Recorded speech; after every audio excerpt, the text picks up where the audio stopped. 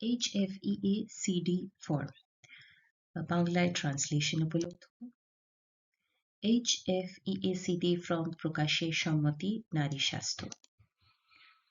এই ফর্ম সম্পর্কে, এই ফর্মটি human fertilisation and embryology authority HFEA দ্বারা উৎপাদিত হয়, যা যুক্তরাষ্ট্রের উর্বরতা চিকিৎসা এবং মানব ভ্রূণ গবেষণার স্বাধীন নিয়ন্ত্রক। আমাদের সম্পর্কে আরও তথ্য জানার জন্য দেখুন www.hfea.gov.uk।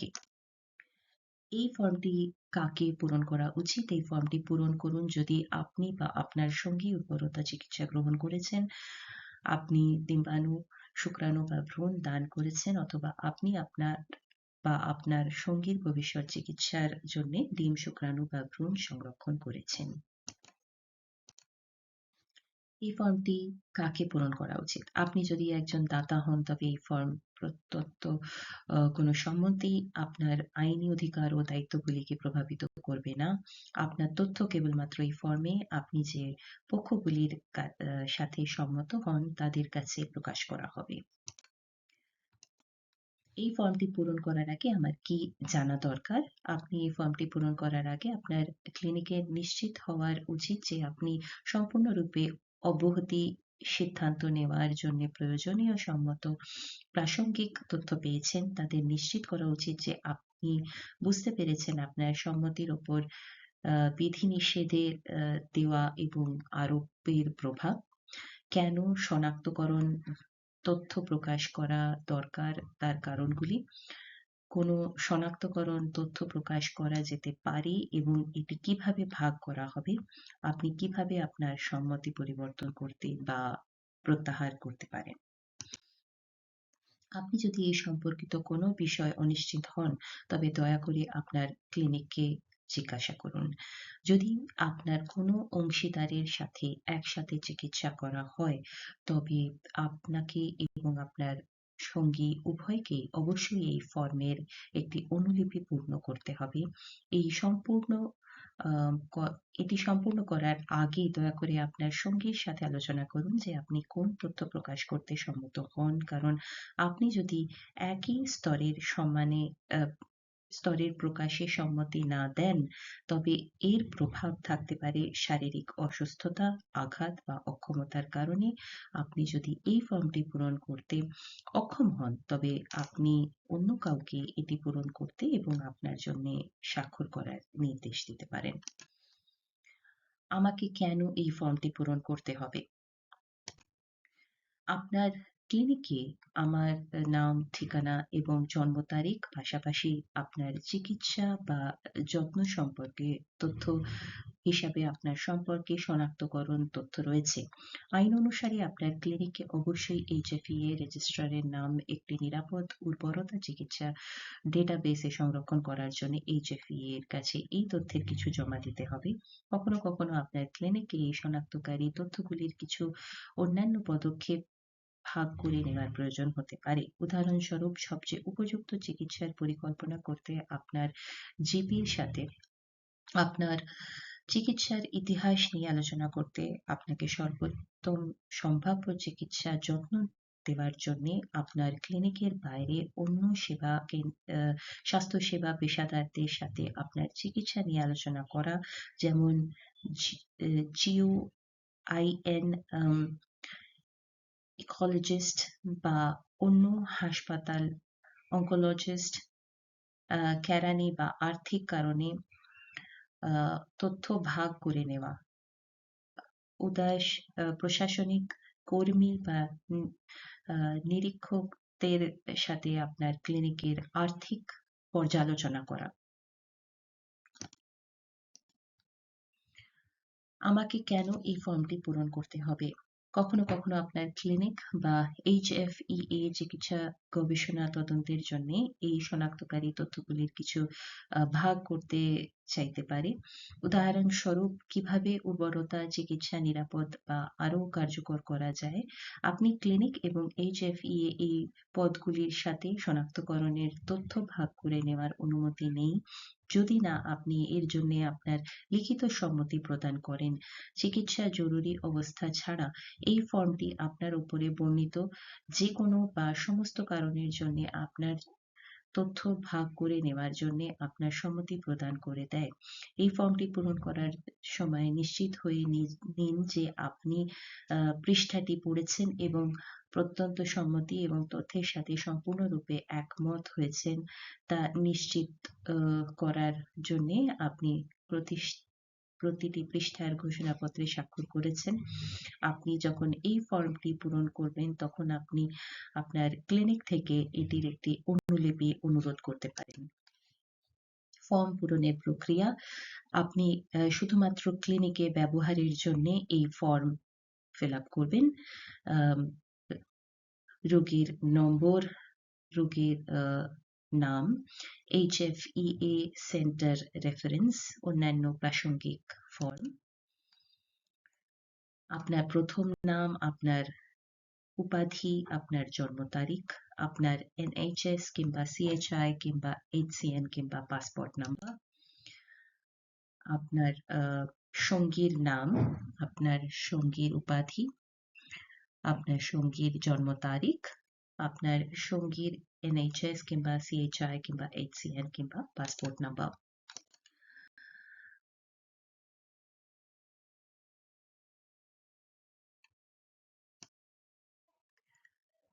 ফর্ম পূরণের প্রক্রিয়া: পেজে ডিক্লারেশনের পৃষ্ঠায় ঘোষণা, আপনার স্বাক্ষর, রোগীর স্বাক্ষর, তারিখ এবং রোগীর নম্বর। চিকিৎসা গবেষণার অগ্রগতিকে সমর্থন করার জন্য আপনার শনাক্তকরণ তথ্য প্রকাশ করা। HFEA মতো সংস্থাগুলির দ্বারা পরিচালিত বৃহৎ স্বাস্থ্য ডেটাবেসগুলি গবেষকদের জন্য চিকিৎসা গবেষণার অগ্রগতিকে সমর্থন করার জন্য একটি মূল্যবান সংস্থান হতে পারে।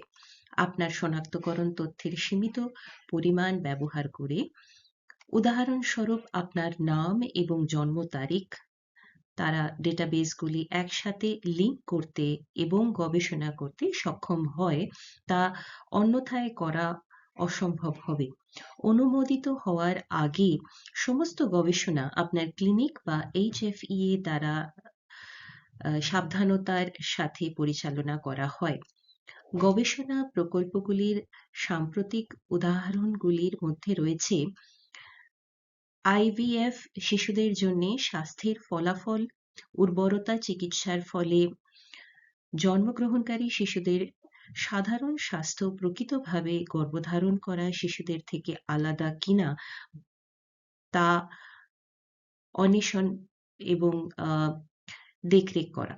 জাতিগত এবং চিকিৎসার সাফল্যে রোগীর জাতিগত এবং চিকিৎসার সাফল্যের মধ্যে কোনো লিঙ্ক রয়েছে কিনা তা অন্বেষণ করা।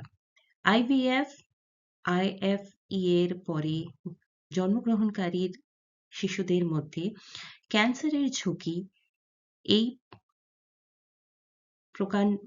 প্রকারটি 17 বছরের অধ্যয়নের সময়কালের সহায়ক গর্ভধারণের পরে জন্মগ্রহণকারী ব্রিটিশ শিশুদের মধ্যে ক্যান্সারের সাম্প্রতিক ঝুঁকি বৃদ্ধি পায়নি।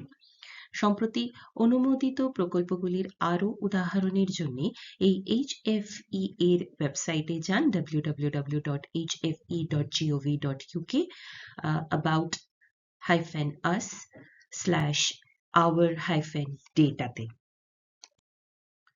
গবেষণার উদ্দেশ্যে আপনার শনাক্তকরণ তথ্য প্রকাশ করার সম্মতি নিয়ে আপনি আপনার চিকিৎসা প্রকাশের জন্য জন্মগ্রহণকারী কোনো শিশু সম্পর্কে তথ্য শনাক্ত করতে সম্মতি দিচ্ছেন। আইনগতভাবে আপনার সন্তান সম্পর্কে শনাক্তকরণ তথ্য প্রকাশ করা যাবে কিনা তা সিদ্ধান্ত নেওয়ার জন্য আপনি ন্যায়বদ্ধ যতক্ষণ না তারা 16 বছরের বয়সে পৌঁছয় বা এমন একটি বয়সে পৌঁছয় যখন তারা নিজের সম্মতি দেওয়ার জন্য আইনত সক্ষম বলে মনে করা হয়। আপনি যদি চিকিৎসার ফলে জন্মগ্রহণকারী কোনো শিশু সম্পর্কে শনাক্তকরণ তথ্য আলাদাভাবে পরিচালনা করতে চান, তবে আপনার সন্তানদের জন্মের পরে তাদের অব্যাহতি করার জন্য আপনার ক্লিনিকের সাথে যোগাযোগ করা উচিত। আপনি যে কোনো সময় এখানে যে সম্মতি দিয়েছেন তা পরিবর্তন করা আপনার অধিকার। গবেষণার প্রকারভেদ আপনি এই ফর্মটিতে সম্মতি দিতে পারেন। দুটি ধরনের মূল্যবান গবেষণা রয়েছে। ১. যোগাযোগ এবং যোগাযোগ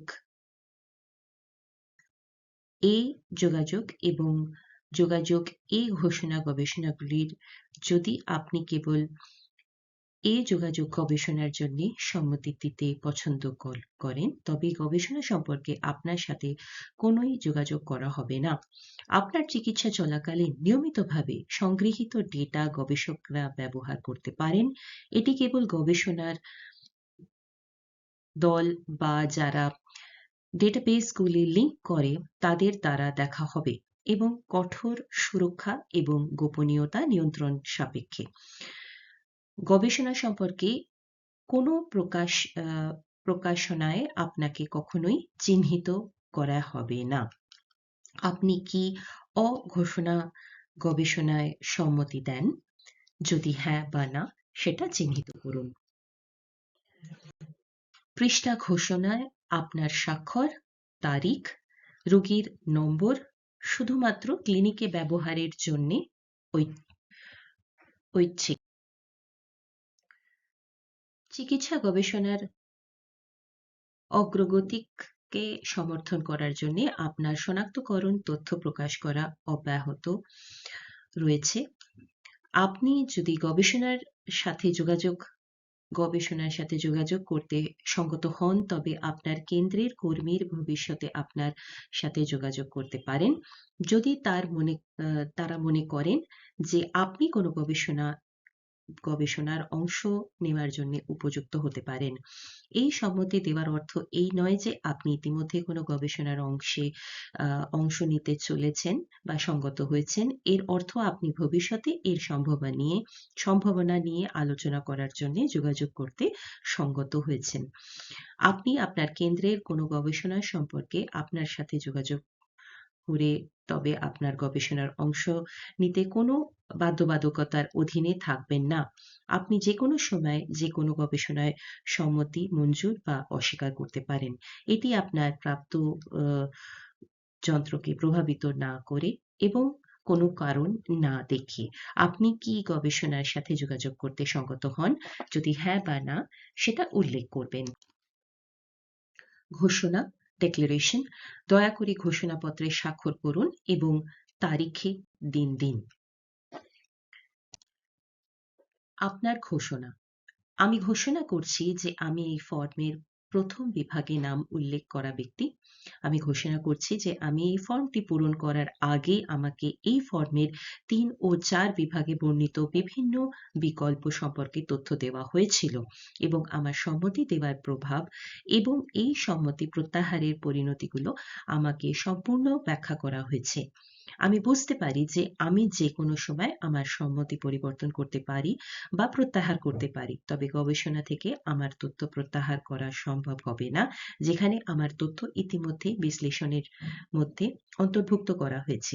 আমি ঘোষণা করছি চতুর্থ বিভাগের সম্পর্কে আমি প্রস্তন্ত তথ্য পড়েছি এবং বুঝতে পেরেছি এবং প্রশ্ন জিজ্ঞাসা করার এবং আরও ব্যাখ্যা চাওয়ার সুযোগ পেয়েছি। আমি বুঝতে পারি যে গবেষণার অংশ নেওয়ার বিষয়ে আমি যে প্রশ্নগুলি করেছি তা আমার প্রাপ্তবয়স্ক ও চিকিৎসাকে প্রভাবিত করবে না। আমি স্বাধীনভাবে আমার অনুমতি দিয়েছি বা আটকে রেখেছি। আমি বুঝতে পেরেছি যে এই ফর্মের তথ্য এই আইনের বিধান অনুসারে human fertilisation and embryology act 1990 সংশোধিত এর অধীনে লাইসেন্সযোগ্য কার্যক্রমে পরিচালনার উদ্দেশ্যে এবং তার সাথে সম্পর্কিত প্রক্রিয়া এবং ভাগ করা যেতে পারে। আপনার স্বাক্ষর, রোগী স্বাক্ষর, তারিখ। যদি সাক্ষীর সম্মতি স্বাক্ষর করা যায়,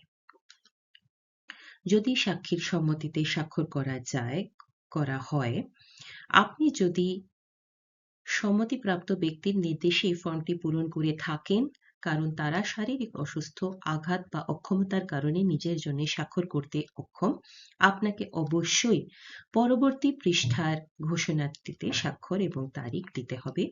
আপনি যখন ফর্মটিতে স্বাক্ষর করেন, তখন সম্মতকারী ব্যক্তি উপস্থিতি আছেন তা নিশ্চিত করার জন্য অবশ্যই একজন সাক্ষীও রাখতে হবে।